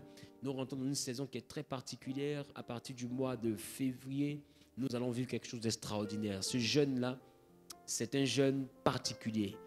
J'ai parlé de posséder les 12 bénédictions, les 12 grâces des fils de Jacob. C'est quelque chose d'extraordinaire. À l'intérieur, on aura l'enseignement sur le monde aquatique, on aura l'enseignement sur la terre, on aura l'enseignement sur les airs, on aura des enseignements solides. Amen.